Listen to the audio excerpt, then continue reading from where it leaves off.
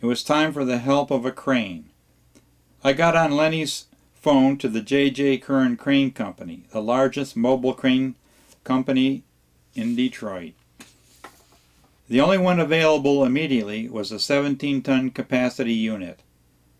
I said, "Send it now." This was the 1st of June, and I was now frazzled and desperate. My dear wife kept shooting between tears as the drama unfolded. Now the plan was to lift the boat up, position the repaired cradle onto the truck, and lower the boat onto the cradle.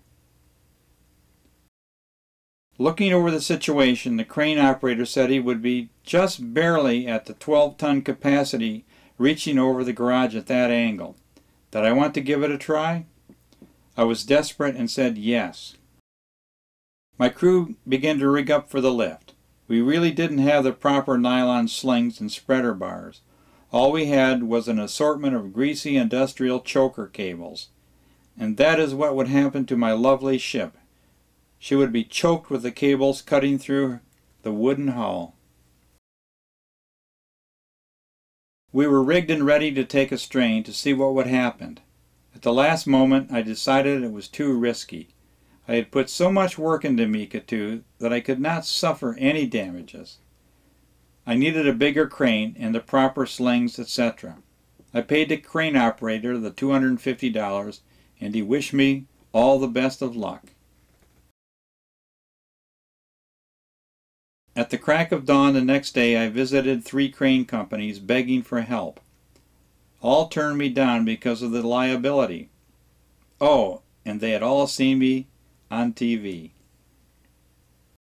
I arrived back home, dejected, only to be met by my wife crying and blubbering something about, "He gave us our money back and he's here to help." Sure enough, John Curran himself was on scene. He was talking into a very early mobile phone, swearing and shouting and giving orders to remove a crane from Ford Motor and get it and the rigging truck and the crew over to my address.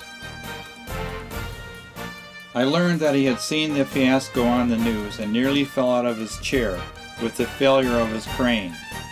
Well, he was here with his 70-ton capacity crane and a vengeance, and was now running the show, chastising me for not calling him directly. He said I may know how to build a boat, but didn't know anything about heavy lifts. This was very good. I was close to being a blithering idiot, on the verge of a nervous breakdown. In the front yard, the crew burned railroad track to length as spreader bars. These were attached to nylon slings commandeered from a boatyard. The crowds were so big that the Dearborn Heights police closed off a 2-block radius to auto traffic. All was rigged and in readiness. A strain was taken. It looked good. I began to sweat, maybe finally realizing the magnitude of the project. The braces were taken away, the signals were given, and Mika 2 was airborne.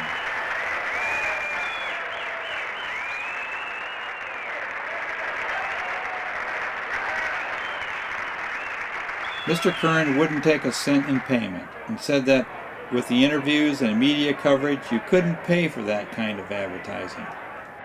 The diverse spectators and well-wishers clapped and shouted with congratulations. There were engineers, housewives, retirees, law enforcement, media, practically the whole neighborhood. And your typical teenager. Nothing's changed.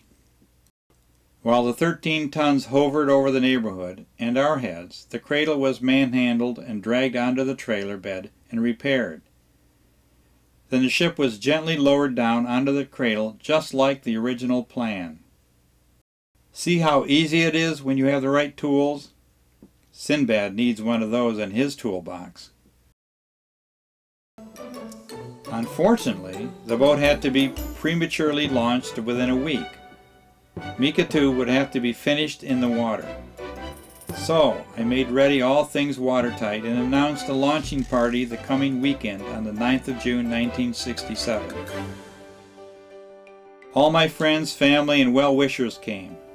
The president of the appeals board was there and returned the $1,000 with no hard feelings from the city. Reverend Gentili gave the blessing, and of course John Curran was there receiving his medal along with my father, Lenny Solosky, and others. Then my boss presented me with Mikatu's first brass swivel cannon constructed by the maintenance department of Fisher Fleetwood as a farewell gift. More speeches and thanks, and then it was time. Of course, Mr. Curran brought his crane and rig. My wife stepped forward and with a little prayer christened the privateer Mikatu with Madeira port, just like the frigate Constitution. The lifting cables tightened, and once more Mikatu was airborne. This was the moment that I had worked so hard and longed for. Would she actually float? Mikatu for the first time touched water and was launched into the Detroit River. I now had my own command.